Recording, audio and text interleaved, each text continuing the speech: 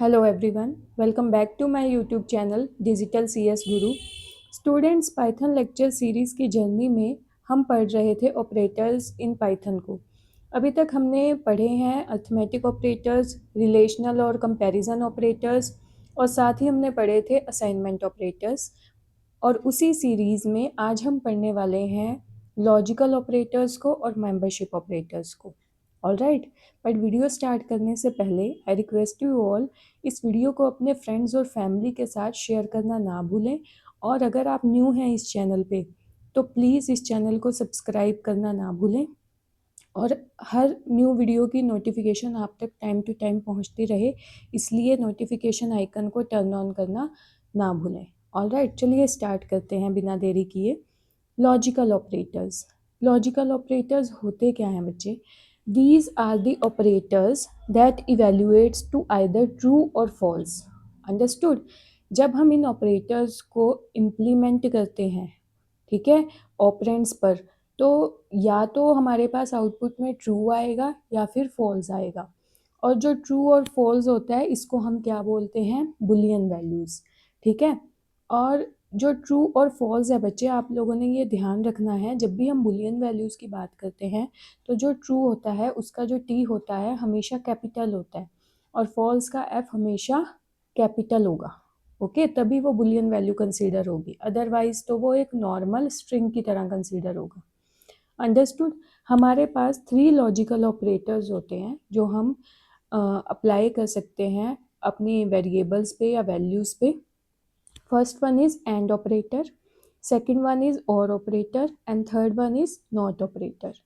And operator कैसे work करता है बच्चे कि एंड ऑपरेटर को इवेल्युएट करने के लिए, ठीक है, पहली बात कंडीशन ये है कि आपके पास 2 वेरिएबल होने चाहिए या फिर 2 वैल्यूज़ होनी चाहिए, और जब दोनों वैल्यूज़ ट्रू होंगी तो आपका रिजल्ट क्या आएगा, आउटपुट क्या आएगी आपकी? ट्रू।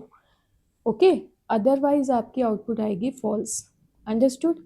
सेकंड जो ऑपरेटर है आपका वो है और ऑपरेटर। और ऑपरेटर कैसे वर्क करता है कि अगर कोई एक भी value, if any one value is true then only your output will be true. ठीक है, अभी हम देखेंगे एग्जाम्पल्स में तो आपको ये कॉन्सेप्ट अच्छे से समझ में आ जाएगा। ऑलराइट, थर्ड जो है आपका है नोट ऑपरेटर। नोट ऑपरेटर क्या क्या काम करता है? इन्वर्जन का काम करता है। इन्वर्जन का मतलब क्या है? It reverse the logical state of a value. Suppose अगर आपने ट्रू इनपुट किया है तो आपके पास इन्वर्ट होके वैल्यू क्या आ जाएगी? फॉल्स, अदरवाइज वाइसा वर्सा। ओके, अगर फॉल्स आप इनपुट करोगे तो वैल्यू आएगी ट्रू। अंडरस्टूड?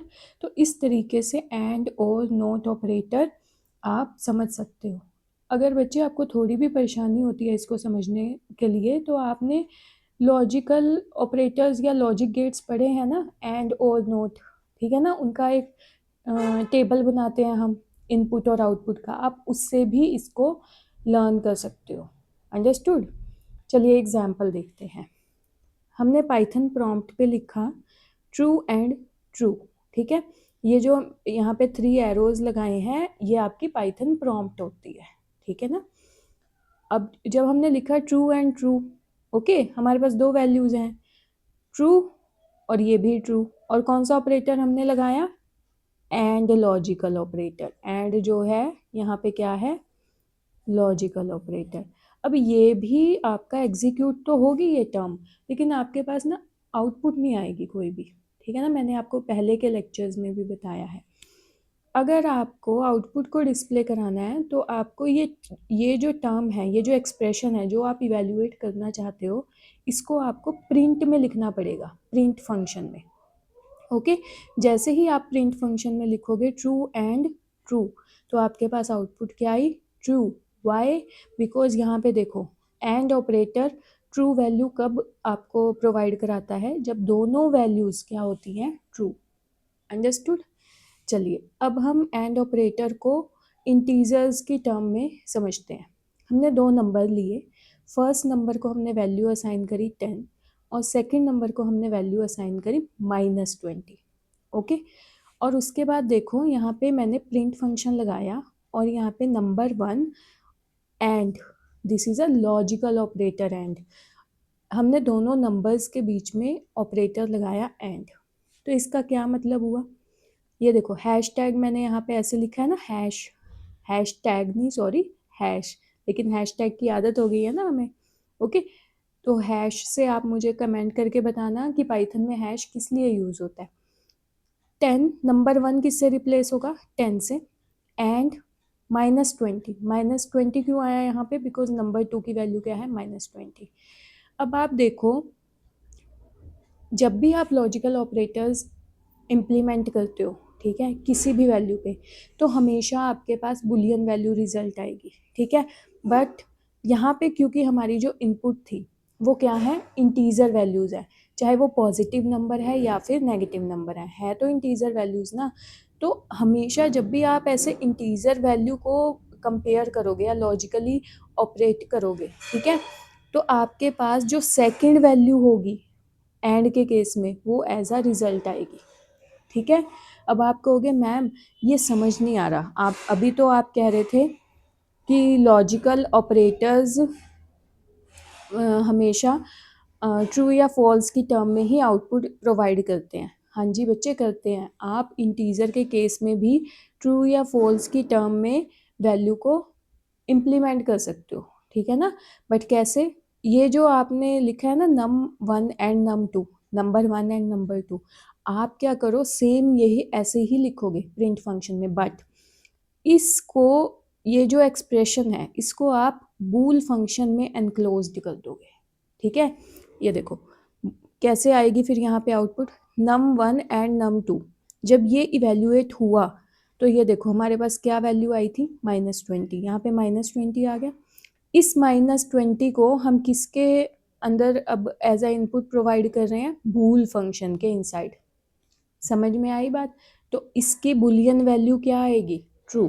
अब आप कहोगे मैम -20 ट्रू वैल्यू कैसे, कोई ना कोई नंबर तो है ना, बूल फंक्शन आपको ट्रू वैल्यू कब देगा, कोई भी वैल्यू होनी चाहिए उसके पास, चाहे वो पॉजिटिव हो नेगेटिव हो कुछ भी वैल्यू हो। बट अगर बूल के अंदर हम इनपुट कराएंगे 0 या फिर फॉल्स या फिर नन, ठीक है, तो उस केस में फॉल्स वैल्यू आती है, अदरवाइज ट्रू वैल्यू आएगी आपके पास, ठीक है।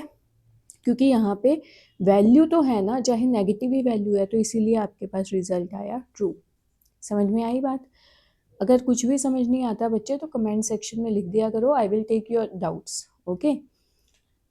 देन हमने देखो पाइथन प्रॉम्प्ट पे लिखा प्रिंट ट्रू एंड फॉल्स। अभी हमने यहाँ पढ़ा था and operator will give value true जब दोनों ट्रू होंगे, यहाँ पे एक फॉल्स हो गया तो ऑब्वियसली आपके पास रिजल्ट क्या आएगा, फॉल्स। अब हमने देखो एक और नंबर लिया और उसको वैल्यू असाइन कर दी 0, ठीक है। अब हम यहाँ पे रिजल्ट शो करवाएंगे, एंड ऑपरेटर लगा रहे हैं हम नंबर 1 एंड नंबर 3 के बीच में, ओके। नंबर 1 क्या है हमारे पास 10, तो यहाँ पे देखो नंबर 1 किससे रिप्लेस हुआ, 10 से, और नंबर 3 0 से। और मैंने आपको अभी बताया था कि जब भी आप इंटीजर के केस में एंड ऑपरेटर को अप्लाई करते हो तो जो सेकंड वाला आपके पास नंबर होता है वो एज अ आउटपुट आता है, ठीक है ना। यहाँ पे भी हमने ये देखा था, तो यहाँ पे 0 आउटपुट आई, और बूल फंक्शन के अंदर क्योंकि हमने एक्सप्रेशन लिखा है तो आउटपुट क्या आ गई, 0। और बूल अभी मैंने यहाँ पे भी बताया था, बूल वैल्यू में अगर आपके पास 0 है या फॉल्स है या नन है तब आपके पास आउटपुट क्या आएगी, फाइनल आउटपुट प्रिंट होके फॉल्स।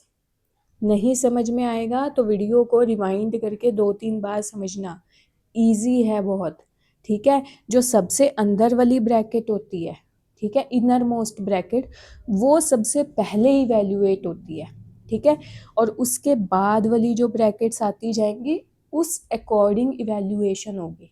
आपने ये माइंड में रखना है, अगर ये पॉइंट आपको समझ में आ गया तो इजी हो जाएगा आपके लिए, नहीं तो आप पेपर में गड़बड़ करके आओगे, ठीक है बच्चे। समझ में आई, रिमाइंड करके देखना, अगर फिर भी नहीं समझ में आता तो कमेंट सेक्शन में अपना डाउट पोस्ट करना। कुछ और एग्जाम्पल्स देखते हैं, अब हम और के एग्जाम्पल्स देखते हैं। सबसे पहले और की कंडीशन को दिमाग में रखना है आपने।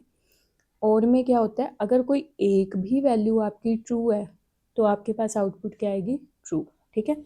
प्रिंट ट्रू और फॉल्स, ठीक है। इस केस में देखो, इस केस में आपको बूल फंक्शन लगाने की ज़रूरत नहीं है। अब आप कहोगे मैम आपने यहाँ बूल फंक्शन तो लगाया नहीं।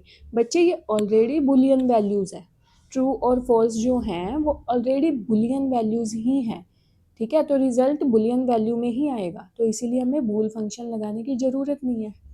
समझ में आई बात। प्रिंट ट्रू और ट्रू दोनों ही ट्रू हैं। हम कंडीशन क्या है कि एक ट्रू होना चाहिए, यहाँ तो हमें दोनों ही ट्रू मिल गए हैं, तो ये क्या आ गया हमारा ट्रू आउटपुट। प्रिंट फॉल्स और फॉल्स, भाई एक भी ट्रू नहीं है यहाँ पे, है ना। कंडीशन कहती है एक ट्रू तो होना चाहिए ट्रू आउटपुट के लिए, तो फॉल्स आएगा। समझ में आई। अब देखो प्रिंट में हमने लिखा बूल num1 और num3, ठीक है, नंबर 1 और नंबर 3। अब यहाँ देखो, यहाँ मैंने बूल फंक्शन लगाया है अभी तक, क्योंकि हम बुलियन वैल्यूज़ को ऑपरेट कर रहे थे, इवेल्युएट कर रहे थे, तो कोई बूल फंक्शन की ज़रूरत नहीं थी। बट क्योंकि नंबर 1 और नंबर 3 ये इंटीजर वैल्यूज़ हैं, ठीक है, जिनको हमें लॉजिकली ऑपरेट करना है या इवेल्युएट करना है, तो इसीलिए हमें किसकी ज़रूरत पड़ेगी आउटपुट के लिए, बूल फंक्शन की। अब समझ में आया कहाँ बूल फंक्शन लगाना है और कहाँ नहीं लगाना। अब देखो नंबर 1 क्या है 0, नंबर 3 सॉरी नंबर 1 क्या है 10, नंबर 3 क्या है 0। 10 और 0 को हम फॉल्स कंसीडर करते हैं जनरली। अब इस केस में क्या होगा, और के केस में जो ट्रू वैल्यू है, क्योंकि एक तो ट्रू वैल्यू है ना, आप कहोगे मैम ये तो इंटीजर है, ट्रू वैल्यू कैसे है ये। आप मेरी बात ध्यान से सुनो बच्चे, कुछ तो वैल्यू है ना इंटीजर में, 1 2 3 4 5 10 -10, कुछ वैल्यू तो है ना, उसको पाइथन में या प्रोग्रामिंग लैंग्वेज में हम ट्रू कंसीडर करते हैं। और जो ज़ीरो है वो फॉल्स है, वो कोई भी वैल्यू नहीं है, ठीक है ना। तो हमारे पास जो भी वैल्यू है जिसको हम ट्रू कंसीडर कर रहे हैं वो आएगी हमारे पास आउटपुट और के केस में, ठीक है। तो हमारे पास ये इसको इवैल्यूएट करके क्या वैल्यू आई 10। अब 10 कोई तो वैल्यू है ना, ऐसा तो नहीं है ना कि 0 है या फॉल्स है या नन है, तो इसीलिए हमारे पास बूल फंक्शन के बाद क्या प्रिंट होके आएगा ट्रू, बिकॉज 10 इज समथिंग, कुछ वैल्यू है। ओके, समझ में आई बात। अब लॉजिकल नोट में हमने क्या पढ़ा था, क्या करता है ये बेसिकली इन्वर्ट कर देता है, अगर ट्रू वैल्यू होगी तो फॉल्स, फॉल्स होगी तो ट्रू। ओके, तो नंबर 1 हमारे पास क्या है 10। अब यहाँ पे क्या होगा हमारे पास बूल, और नंबर 1 की जगह क्या रिप्लेस हो जाएगा यहाँ पे 10। अब कुछ तो वैल्यू है ना, बूल 10 हो जाएगा तो ट्रू आ गया। अब यहाँ पे आ गया बूल नोट num1, ठीक है ना, इन्वर्ट हो गई है वैल्यू, 0 आ जाएगा यहाँ पे, नोट num1। ओके, तो फॉल्स आ गई हमारे पास वैल्यू। तो आई थिंक आपको लॉजिकल ऑपरेटर्स अच्छे से समझ में आए होंगे बच्चे। अब हम पढ़ेंगे मेंबरशिप ऑपरेटर्स को, बहुत ही इजी है। मेंबरशिप ऑपरेटर्स जैसे कि नाम से ही पता लग रहा है कि जो मेंबरशिप ऑपरेटर्स हैं ना, वो सीक्वेंस में बेसिकली ये बताते हैं कि जो भी गिवन वैल्यू है वो स्पेसिफाइड सीक्वेंस को बिलोंग करती है या नहीं करती। अब आप कहोगे मैम ये सीक्वेंस क्या होता है। बच्चे पाइथन में एक डेटा टाइप होती है सीक्वेंस, और उसमें 3 टाइप के आप डेटा स्ट्रक्चर कह सकते हो या डेटा टाइप कह सकते हो कंसीडर होते हैं, स्ट्रिंग, लिस्ट और टपल। ये हम डिटेल में भी पढ़ेंगे, बहुत इम्पॉर्टेंट हैं ये पाइथन में, ठीक है। फुल चैप्टर्स हैं इनके जो आपको पढ़ने हैं, ठीक है। ऑपरेटर्स के बाद हम स्टार्ट करेंगे। अब ये कहानी जो यहाँ लिखी है ना इंग्लिश में, ये आपको बाद में समझ आएगी जब आप एग्जाम्पल मतलब परफॉर्म कर लोगे। जैसे these operators test whether variable और value is found in specified sequence or not, ठीक है। ये जो ऑपरेटर है ये टेस्ट करते हैं कि जो भी गिवन वैल्यू है वो सीक्वेंस में बिलोंग करती है या नहीं करती, ठीक है। हमारे पास 2 टाइप के मेंबरशिप ऑपरेटर्स होते हैं बच्चे, वन इज इन और नॉट इन। ओके, इन जो है ये भी बुलियन, ये आपने यहाँ पे भी ध्यान रखना है, मेंबरशिप ऑपरेटर भी बुलियन वैल्यू को ही एज अ आउटपुट प्रोवाइड करते हैं, ट्रू और फॉल्स में आएगी आपके पास वैल्यू, ठीक है।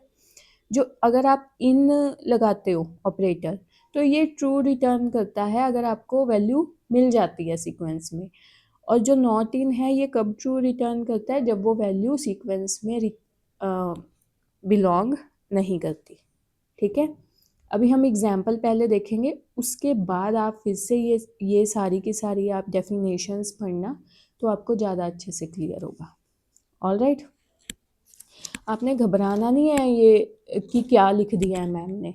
ठीक है, आप जब एग्जाम्पल्स अच्छे से कर लोगे, खुद से एक बार परफॉर्म करके देखोगे, लिख के देखोगे, तो आपको बहुत इजी लगेगा।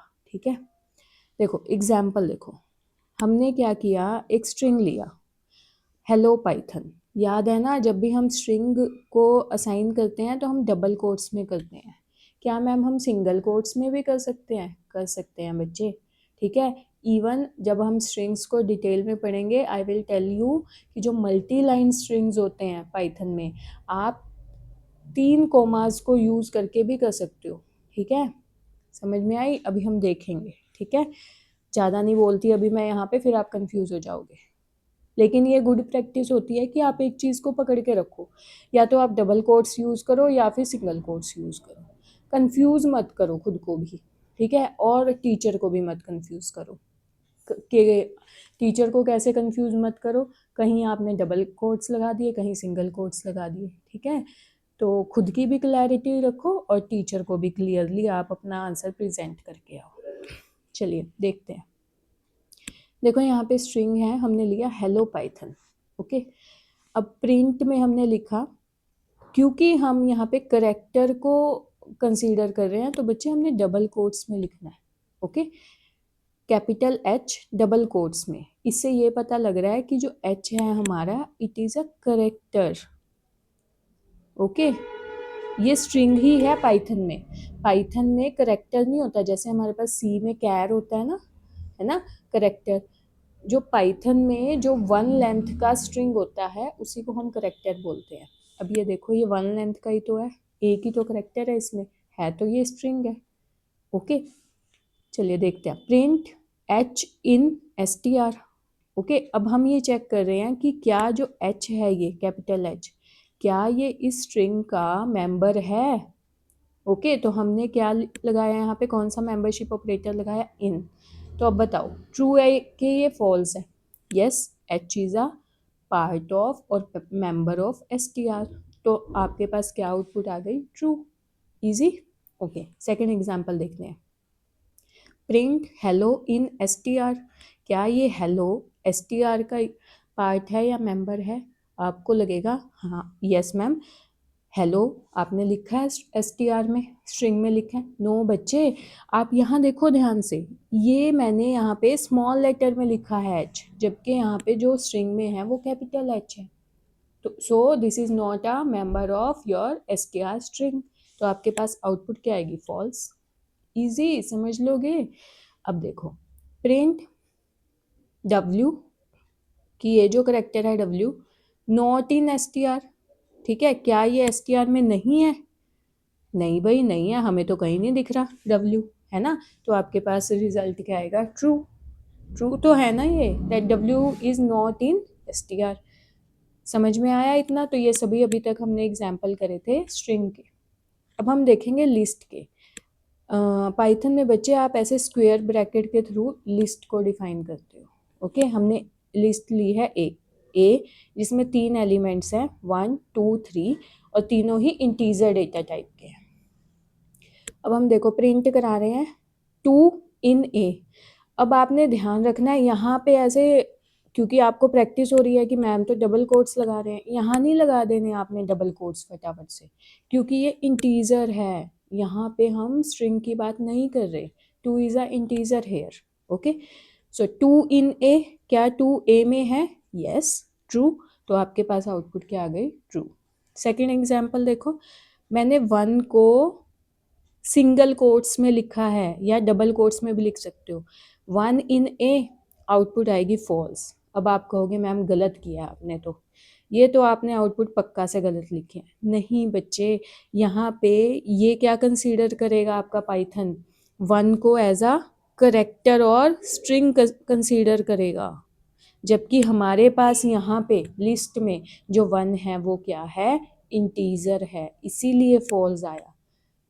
1 as a integer is a part of list, but 1 as a character or a string of length 1 is not a part of list। ये आपने ध्यान रखना है, इसीलिए मैंने यहाँ पे ये एग्जाम्पल डाला है। अब फटाफट से ट्रू लिख के आओगे कि yes 1 is a part of A, but no, integer 1 है। अगर आप इसको बिना कोमास के लिखोगे, इन्वर्टेड कोमास के, तो आपका ट्रू आंसर आएगा। समझ में आया? Next sorry, print 10 not in A. ठीक है, 10 नॉट इन ए, ट्रू। 10 इसका पार्ट है, कहीं पे भी है, 10 एलिमेंट नहीं है, तो ट्रू आ गया। अब देखो, ये जो होता है बच्चे, जो आपने स्क्वायर ब्रैकेट से लिखा, इसको आप बोलते हो लिस्ट पाइथन में। अब यहाँ पे देखो, मैंने एक और यहाँ पे बी एक करेक्टर लिखा है और उसको मैंने वैल्यूज असाइन करी हैं 10, 20, 30। बट एक डिफरेंस नोटिस करो, यहाँ पे मैंने स्क्वायर ब्रैकेट्स लगाई हैं, जबकि यहाँ पे मैंने राउंड ब्रैकेट्स लगाई हैं। आप राउंड ब्रैकेट से क्या लिखते हो पाइथन में? टपल। ठीक है, ये भी पढ़ेंगे अभी हम। ओके, अलग अलग डेटा स्ट्रक्चर कह सकते हो आप, या डेटा टाइप कह सकते हो इनको पाइथन में, ये सब हमने पढ़ने हैं अभी। अब देखो नेक्स्ट हम कैसे मेंबरशिप ऑपरेटर इसके ऊपर अप्लाई करेंगे, टपल के ऊपर। प्रिंट 40 इन बी। क्या 40 बी में है? नहीं भाई, हमें तो कहीं नहीं नज़र आ रहा। 40 दिख रहा है आपको? नहीं। 10, 20 एंड 30 इंटीजर वैल्यूज आएंगे। ठीक है, सिर्फ यही हमारे टपल में है, तो आपका आउटपुट क्या आ गई है? False. Next, print 30 not in B. क्या 30 बी में नहीं है? फॉल्स। फॉल्स क्यों? क्योंकि भाई 30 तो बी का पार्ट है, टपल का पार्ट है, तो फॉल्स आ गई हमारे पास आउटपुट। नेक्स्ट हमने प्रॉम्प्ट पे लिखा प्रिंट 10 इन बी। क्या 10 बी में है? Yes, 10 is a part of B, so output will be true. Next, print 20 in B. True. 20 है तो है ना आपका टपल में? नो नो नो, बिल्कुल सही कह रहे हो आप। Yes yes, 20 is a string here, यहाँ पे 20 is a character है ना, डबल कोट्स में लिखा है मैंने 20 को। 20 as a integer is a part of tuple, but यहाँ पे मैं किसकी बात कर रही हूँ? 20 एज अ करेक्टर, क्योंकि मैंने 20 को डबल कोट्स में लिख दिया। तो क्या वो पार्ट है बी का? नो। तो इसीलिए आपके पास आउटपुट क्या आएगी बच्चे? फॉल्स। अंडरस्टूड? आई होप कि आपको आज का लेक्चर अच्छा लगा होगा। लॉजिकल ऑपरेटर्स और मेंबरशिप ऑपरेटर्स आपको अच्छे से समझ आए होंगे। और स्टूडेंट्स, आप ये मत किया करो कि बहुत लॉन्ग वीडियो है तो हमें नहीं देखनी। ठीक है, अगर आपको कॉन्सेप्ट को अच्छे से समझना है ना, तो आपको उसको टाइम भी देना पड़ेगा। 2 मिनट के शॉर्ट्स में, 2 मिनट की रील में आपको नॉलेज नहीं मिल सकती प्रॉपर।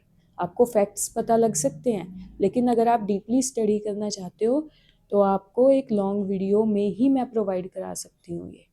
ठीक है, तो आप देखा करो, शेयर किया करो, और अगर आपका कोई डाउट हो तो उसको कमेंट सेक्शन में पोस्ट किया करो।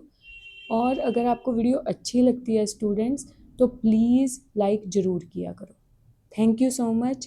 Keep learning with digital CS Guru.